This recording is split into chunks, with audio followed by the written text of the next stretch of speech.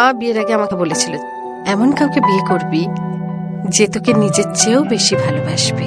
সোহাগে আদরে বাঁধা পড়ে আমি ভালোবেসে যাই,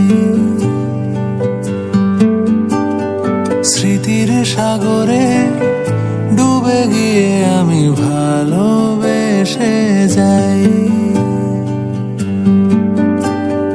ভ্রমণের শেষে ফিরে এসো তুমি আগে